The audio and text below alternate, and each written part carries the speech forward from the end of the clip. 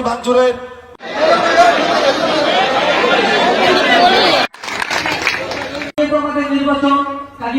দোয়া মাহফিল আলোচনা সভার সম্মানিত সভাপতি তাদের পুলিশের ভয়ে এই হায়না বাহিনীর ভয়ে না কক্সবাজার গেছে, ওনা থেকে তো রেহাই পায় না। এই হায়নাদের স্বৈরাচার শাসক কাছ থেকে ওনা থেকে দুজনকে তারে ধরে নিয়ে ঢাকায় নিয়ে এসেছে। সাংগঠনিক সম্পাদক এবং বীর মুক্তিযোদ্ধা রূপগঞ্জ ইউনিয়নের গর্ব, আমাদের প্রাণপ্রিয় একজন ব্যক্তিত্ব, রূপগঞ্জকে যিনি বিএনপিকে হাতে ধরে গড়েছেন, হাজী আবু মোহাম্মদ মাসুম সহ বিএনপি আওয়ামী লীগ মুক্তিযোদ্ধা। আমাদের মধ্যে এমন একটা সম্পর্ক হয়তো আমরা এক মায়ের গর্ভে জন্মগ্রহণ করিনি, তো উনি আমার আপন বড় ভাইয়ের চেয়ে বড়।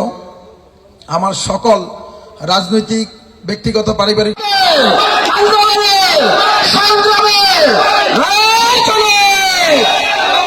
আন্দোলনে নিহত শহীদ ছাত্র জনতার স্মরণে তাদের আত্মার মাগফিরাত কামনা এবং আমাদের নেত্রী, গণতন্ত্রের মা, সাবেক 3 বারের সফল প্রধানমন্ত্রী দেশনেত্রী বেগম খালেদা জিয়ার রোগ মুক্তি ও সুস্থতা কামনায় আজকের এই দোয়া মাহফিল ও আলোচনা সভার সম্মানিত সভাপতি, রূপগঞ্জ ইউনিয়ন বিএনপি 1 নং ওয়ার্ড বিএনপির সাবেক সাধারণ সম্পাদক হাজী মোস্তফা মিয়া কাকা, উপস্থিত রয়েছেন নারায়ণগঞ্জ জেলা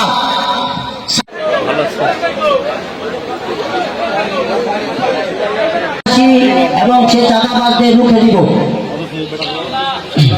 আর হিন্দু সম্প্রদায়ের ভাইদের প্রতি আমি আগেও বলেছি, আমি সেই ফেসিবাদের যেই রাষ্ট্র বিগত সময়ে আগামী নির্বাচনে আমরা ধানের শীষকে জয়যুক্ত করতে পারি এবং এদেশে শান্তি প্রতিষ্ঠা ফিরিয়ে আনা।